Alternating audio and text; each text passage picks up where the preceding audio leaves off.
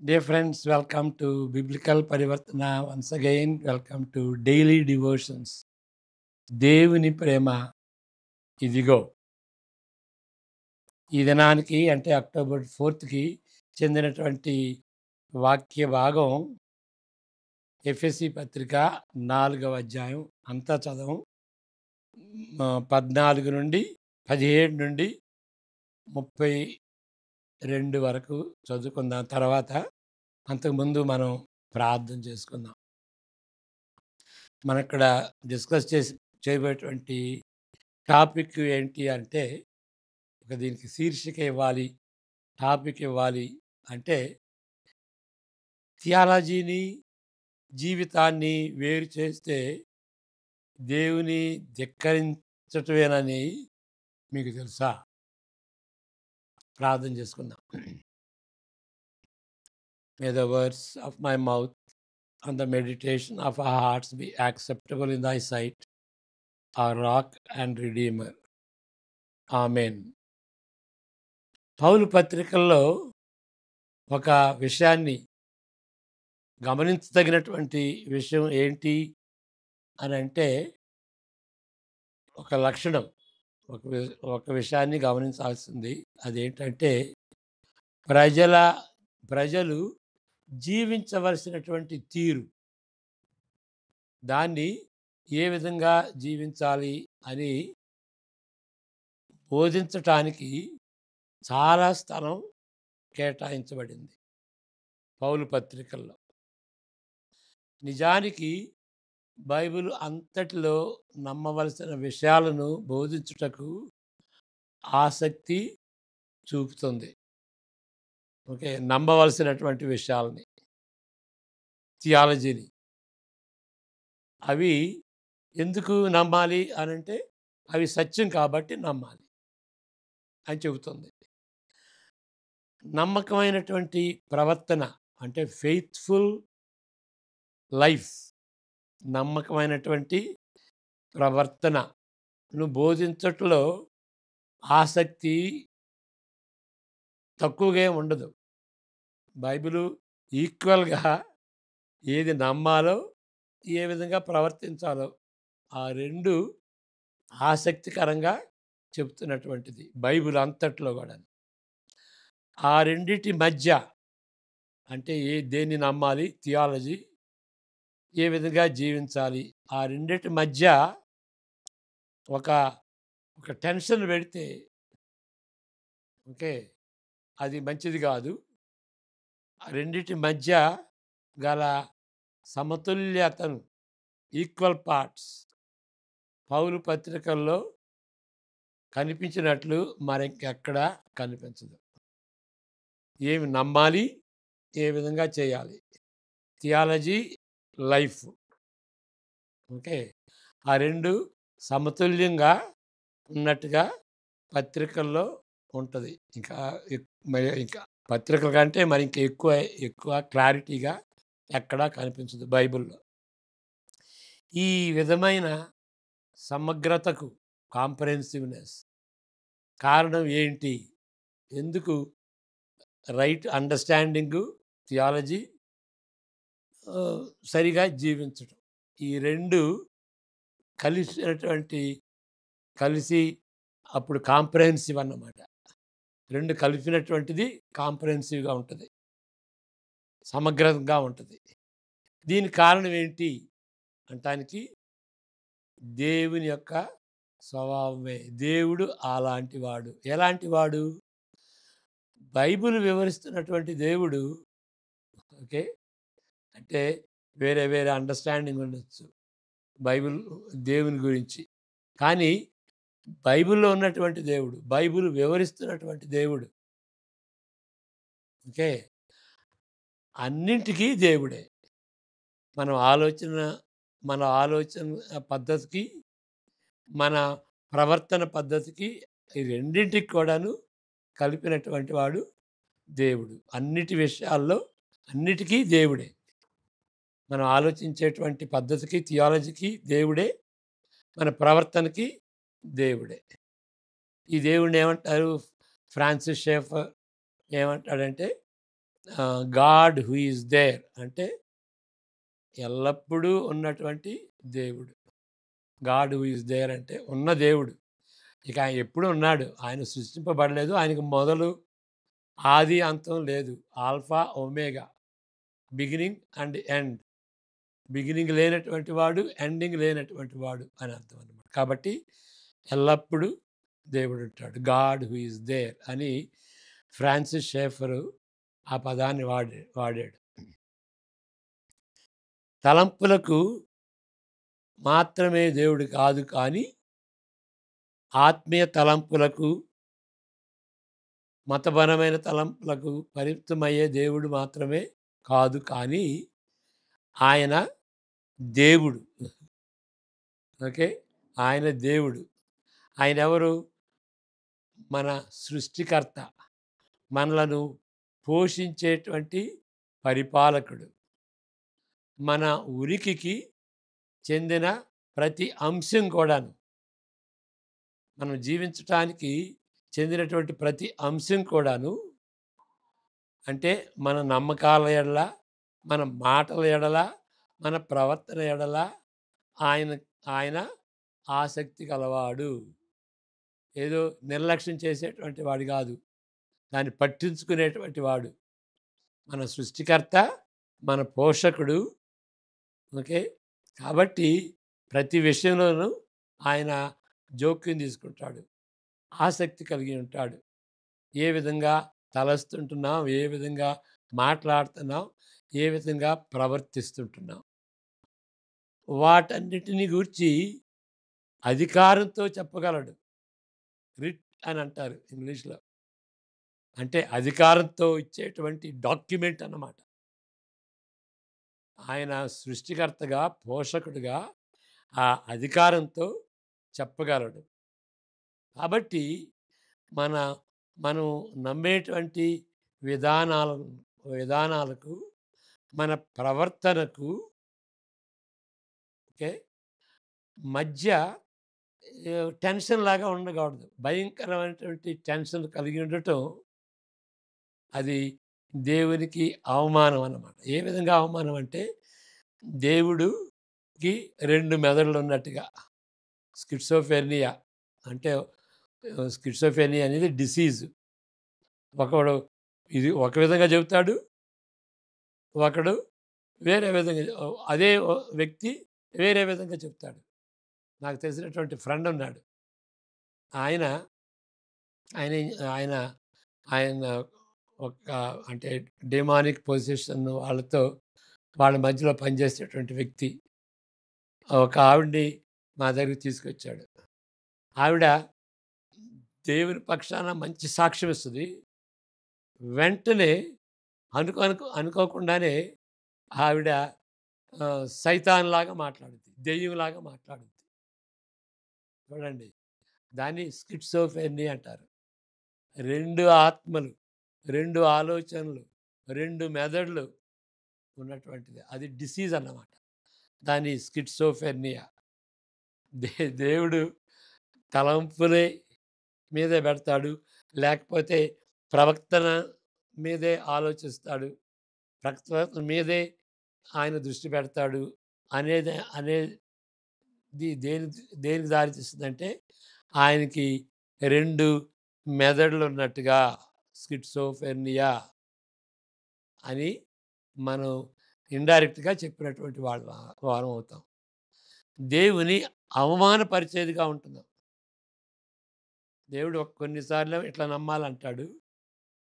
కొన్నిసార్లు ఇట్లా ఈ విధంగా జీవించాలి అని అంటాడు కదా! కాబట్టి 2 మెదడులు ఉన్నట్టుగా. దేవుడు ఒక్కడే. ఆయన దేవుడు.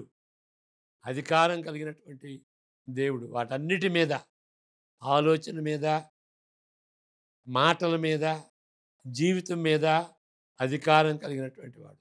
అంతేగాని వాటిలో కొన్నిటిని చూజ్ చేసుకొని, కొన్నిటి మాత్రమే ఎన్నుకుని వాటిని గురించి చెబుతాడు. వాటి గురించి జోక్యం తీసుకుంటాడు అనంటే దేవుని యొక్క అధికారానికి తిరుగుబాటు చేసిన దాంతో సమానం. ఓకే.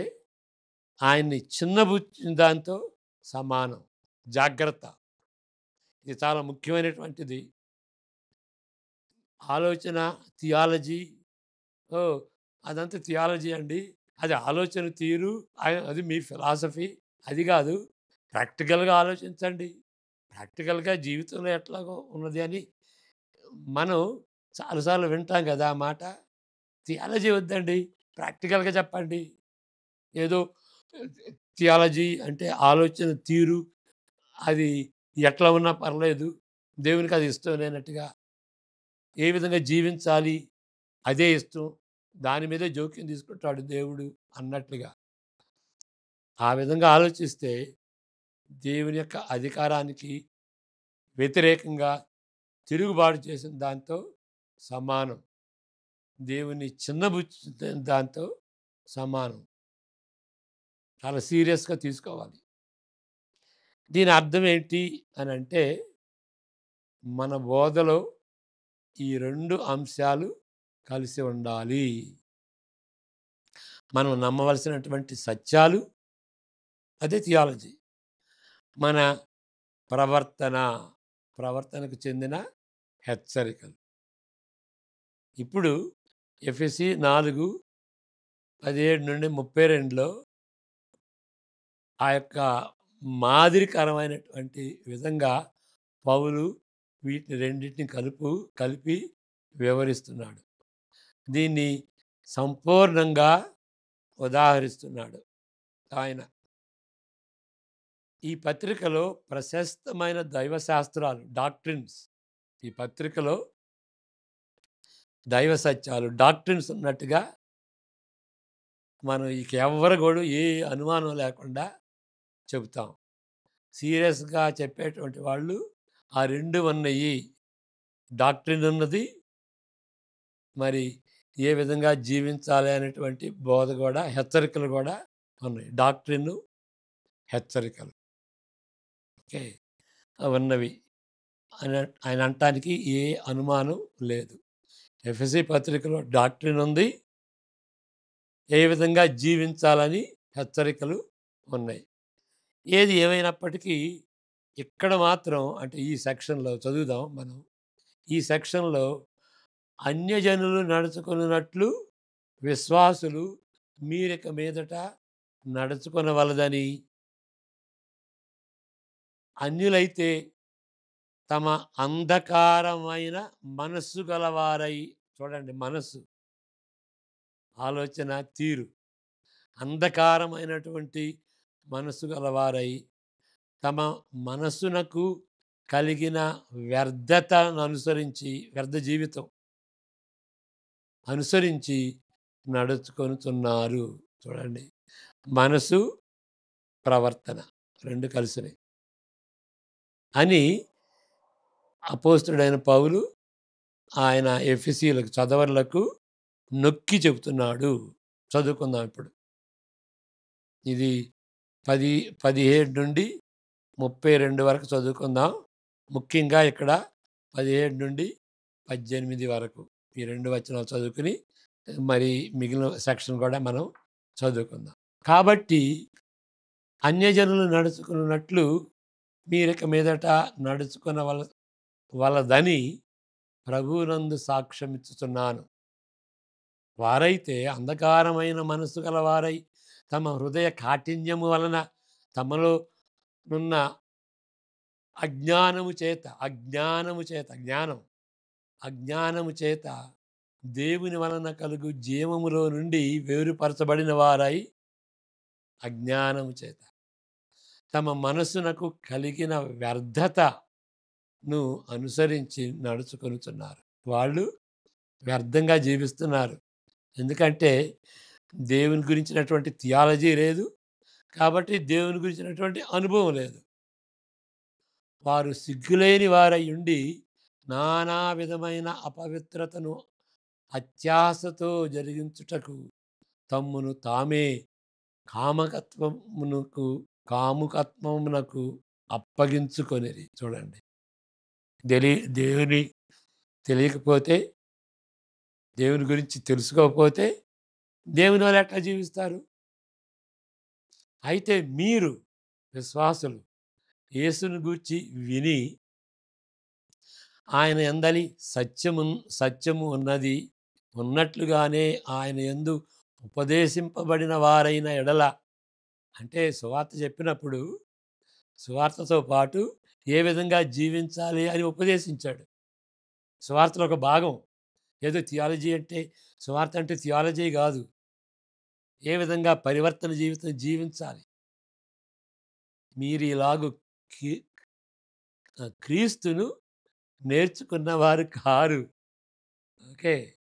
కావున మునుపటి ప్రవర్తన మునుపటి ప్రవర్తన విషయంలోనైతే మోసకరమైన దురాశ వలన చెడిపోవు మీ ప్రాచీన స్వభావమును వదులుకొని మీ చిత్తవృద్ధి యందు చిత్తవృద్ధి యందు మైండ్ మీ చిత్తవృద్ధి యందు నూతన పరచబడిన వారై నీతియు యథార్థమైన భక్తియు గలవారై దేవుని పోలికగా సృష్టింపబడిన నవీన స్వభావమును ధరించుకొనవలెను. బట్టలు తీసి మురికి బట్టలు వదిలిపెట్టి ఉతికిన బట్టలు, మంచి దుస్తులు, క్లీన్గా ఉన్నటువంటి దుస్తులు మనం తొడుక్కున్నటువంటి రీతిగా పుట్ ఆఫ్ పుట్ ఆన్, అవి తీసివేసి ఇవి తొడుక్కోవాలి అన్నటువంటి విషయాన్ని 24లో మనం చూస్తున్నాం. మనము ఒకరికొకరము అవయములై ఉన్నాము కనుక మీరు అబద్ధమాడుట, మాటలు ఇక్కడ ఓకే, తలంపే కాదు, ప్రవర్తనే కాదు, మాటలు కూడా అబద్ధ మాటలు ఆడుట మాని ప్రతివాడును తన పొరుగువానితో సత్యమే మాట్లాడవలెను. కోపపడుడి గాని పాపము చేయకుడి.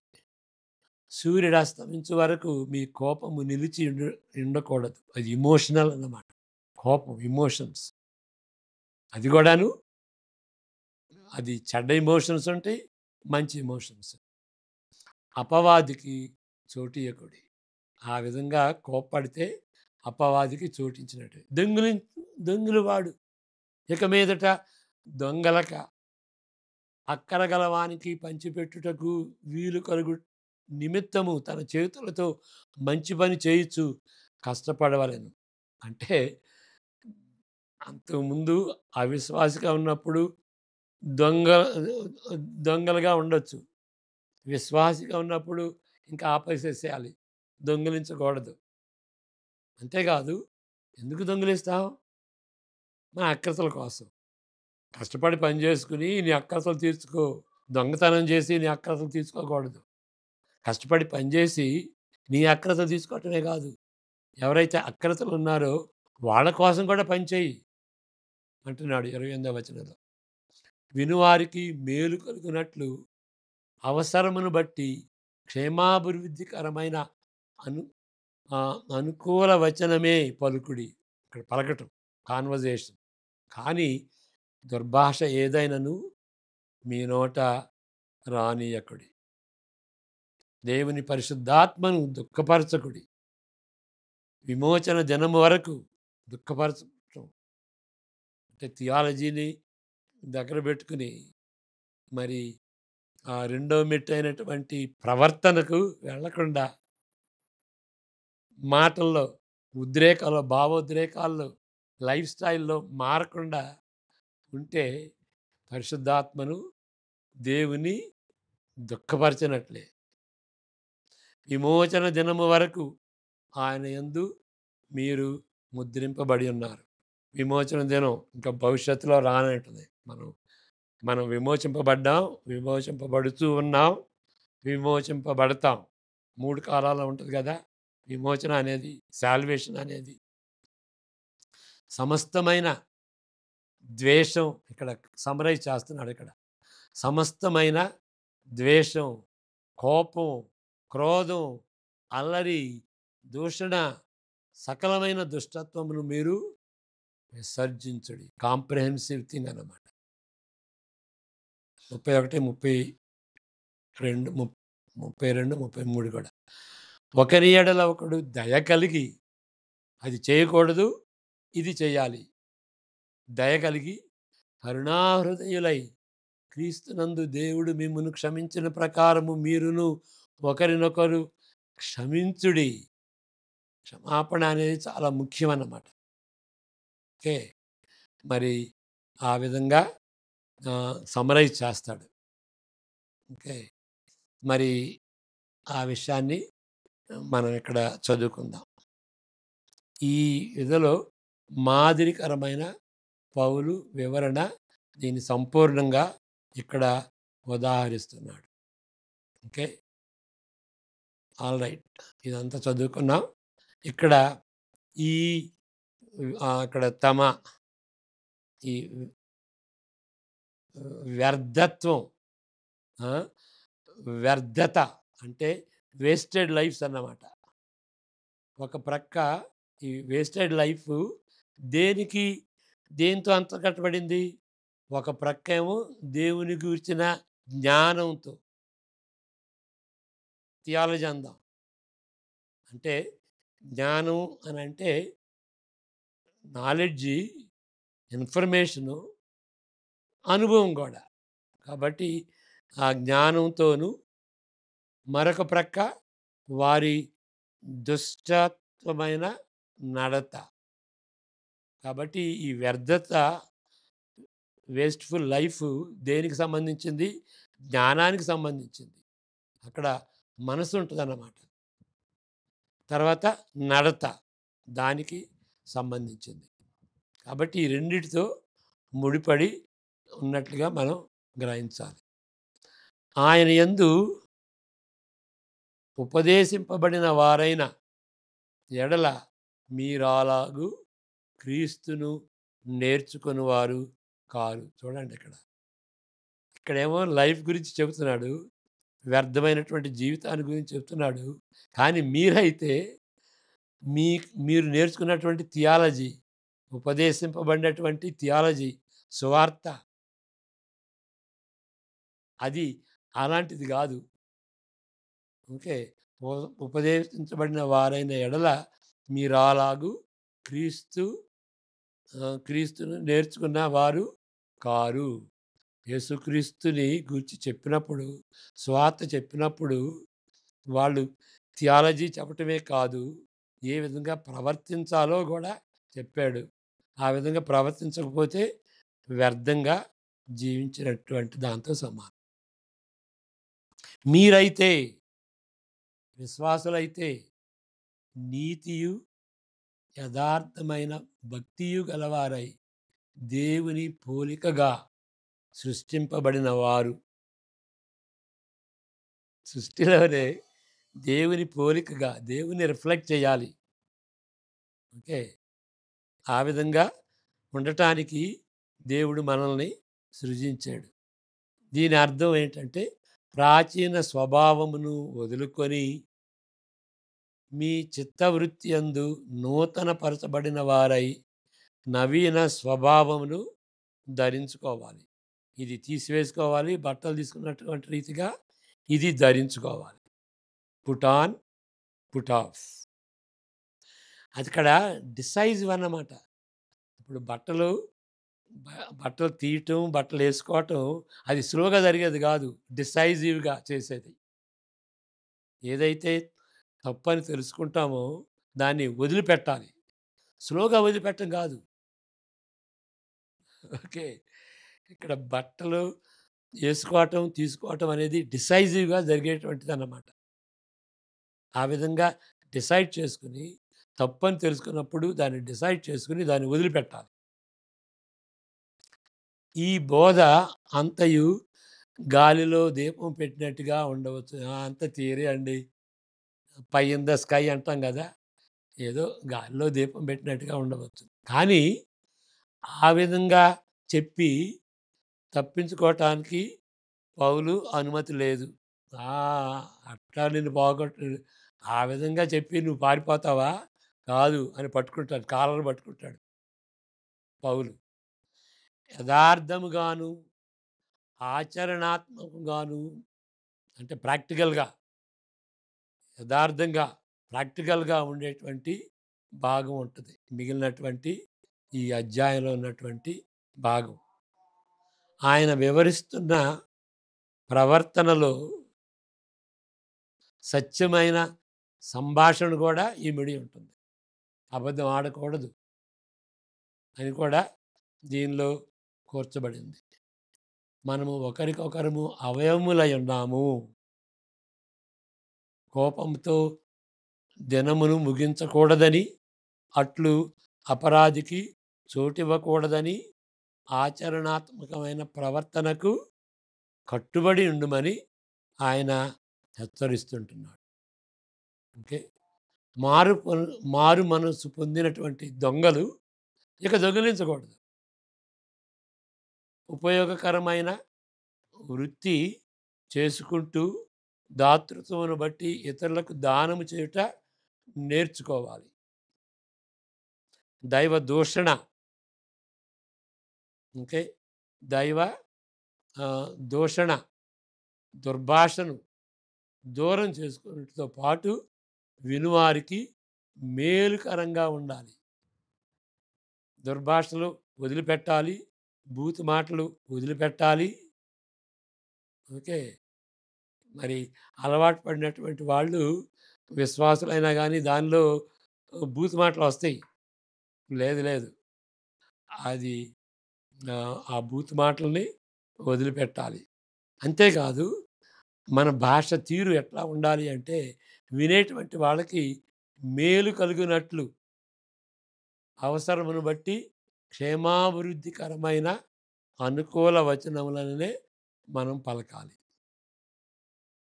సమగ్రమైన తీరులో చెబితే, అంత కాంప్రహెన్సివ్గా చెబితే ఇంకా చివరి వచనాల్లో అంటే మనం చదువుకున్నటువంటి చివరి వచనాల్లో 31, 32 వచనాల్లో ఈ విధంగా చదువుకున్నాం. మరలా చదువుతాం. సమస్తమైన ద్వేషమును, కోపమును, క్రోధమును, అల్లరిని, దూషణ, సకలమైన దుష్టత్వము మీరు విసర్జించుడి. ఒకడు దయ కలిగి కరుణా హృదయులై క్రీస్తునందు మిమ్మల్ని క్షమించిన ప్రకారము మీరును ఒకరినొకరు క్షమించుడి. అంటే మన రిలేషన్షిప్స్లో ముఖ్యమైనది ఏంటంటే క్షమాపణ. ఇది చాలా కష్టం. కానీ వేరే వ్యక్తిని చూస్తే వాడిన మీరు ఏదైనా చెప్పండి కానీ, ఈ దేవుని గురించి ఏదైనా చెప్పండి కానీ వాడి గురించి మాత్రం చెప్పకూడదండి. వాడికి నాకు ఏ సంబంధం లేదండి అంటే ఆ క్షమించలేనటువంటి మనస్తత్వాన్ని మనం వెల్లడిపరుస్తున్నాం. మరి వాడిని చూస్తే క్షమించటానికి ఇష్టపడం. యేసుక్రీస్తుని చూడండి. యేసుక్రీస్తు మన పాపాలని ఎన్నో పాపాలని క్షమించాడు. ఓకే. ఒక ఒక ఒక కోటి రూపాయలకు అంత భారీ ఎత్తులో ఉన్నటువంటి పాపాలని క్షమించాడు. మరి ఒక 1000 రూపాయలు మనం నష్టం పరిచినటువంటి వాణ్ణి క్షమించాలి కదా. 1,00,00,000 రూపాయలు మనం చెల్లించకుండా దేవుడు మనం క్షమిస్తే, మనం మన తోటి సహోదరుడు ఒక 1000 రూపాయలు ఇవ్వటానికి ఇవ్వలేకపోతే ఆయన ఎందుకు ఇబ్బంది పెట్టడం. ఆ విధంగా మత్తయి సువార్త మరి 18వ అధ్యాయం చదివితే ఆ సత్యం ఉంటుంది అన్నమాట. కాబట్టి క్షమించాలి. ఇక దీన్ని ఇంకా నా భాషలో చెబితే ఏంటి అని అంటే, ఇక్కడ ఈ అక్టోబర్లో 5 గురువారాలు బేస్తవారాలు ఉంటున్నాయి. ఒక ఒక ఒక బేస్తవారం అయిపోయింది. ఇంకా 4 ఉన్నాయి. ఆ 4గింటిలో మరి 4 విషయాలు అంటే ఇది లైవ్ టెలికాస్ట్ అన్నమాట. థియాలజీ అనుకున్నాం కదా. థియాలజికల్గా దేని నమ్మాలి అంటే కొంచెం హెల్ప్ఫుల్గా ఉండటానికి బైబిల్ అంతా చదువుకోవాలి. మరి బైబిల్ అంతా చదువుకుని ఒక సారాంశంగా తీసుకురావాలి అని అంటే దానికి ప్రమాణాలు ఏంటి, మనం నమ్మాల్సినటువంటి దానికి ప్రమాణాలు ఏంటి, స్టేట్మెంట్ ఆఫ్ ఫెయిత్ అని అంటాం. అవి 12 ప్రమాణాలు మేము చెబుతాం. అవి ఆరొకసారి మరొకసారి చెప్తాం. థర్స్‌డే లైవ్ టెలికాస్ట్ అన్నమాట. 7-8:30. ఓకే. నిజంగా ఏంటి థియాలజికల్‌గా ఏమి నమ్మాలి అనేది. తర్వాత ఇంకోటేంటంటే అసలు థియాలజీని ఏ విధంగా నేర్చుకోవాలి. చాలామంది అడుగుతారు. నేను థియాలజికల్‌గా నేర్చుకోవాలని ఉందండి. మరి సెమినారీకెళ్ళాలా? ఏ సెమినారీకెళ్ళాలి? బుక్స్ చదవాలి. ఏ బుక్స్ చదువుకోవాలి? సెమినారీకి వెళ్ళక ముందు ఏ బుక్స్ చదువుకోవాలి? అనేటువంటి గైడెన్సు ఇక్కడ ఇస్తాం. ఓకే. మరలా నాలుగవ విషయం ఏంటి అనంటే థియాలజీకి అనుకూలంగా ఏ విధంగా జీవించాలి. ఓకే. ఇప్పుడు మనం నేర్చుకున్నాం. వాటికి సంబంధించినటువంటిది ఏ విధంగా జీవించాలి అనుకూలంగా అనేటువంటిది మరి మంచి ఎక్స్పర్ట్స్, పండితులు, నిపుణులు ఉంటారు. వాళ్ళతో సంప్రదిస్తాం. కాబట్టి థర్స్‌డేస్ తప్పనిసరిగా మీరు అక్టోబర్ మాసంలో ఈ ఈ 4 సెషన్స్‌కి మీరు తప్పనిసరిగా వినండి. మీరు సబ్స్క్రైబ్ చేసుకుంటే తర్వాతన్నా మీరు చెప్పుకోవచ్చు, వినొచ్చు. ఇప్పుడు మనం ఇప్ మనం ఇప్పుడు సమగ్రంగా అని అన్నాం గదా! అంటే ఈ ఈ చివరి భాగంలో మనం ఏం చెప్పుకున్నామంటే సమగ్రంగా చెబితే ద్వేషం గానీ, కోపం గానీ, దూషణం గానీ, అల్లరి గానీ, సకల దుష్టత్వమును మీరు విసర్జించుడి అని అన్నాడు గదా!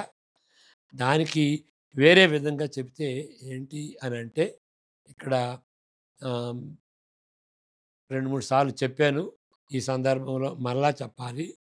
ఇప్పుడు హ్మ్, మానవ జీవితానికి హ్మ్, ఒక చేతి వేళ్ళలాగా మరి 5 కోణాలు ఉంటాయి. ఆ 5 కోణాలు కలిస్తేనే అది స్పిరిచ్యువల్ లైఫ్ అంటాం. ఆధ్యాత్మిక ఆహ్, జీవితం అని అంటాం. ఆధ్యాత్మిక జీవితం అనేది ఒక ఆరో కోణం కాదు. కొంతమందికి కొంతమంది చేతులకి 6 వేళ్ళుంటాయి. అట్లాంటిది ఆరో వేలు లేదు. 5 అంటే స్పిరిచ్యువల్ లైఫ్ అనేది ఆరో వేలు కాదు.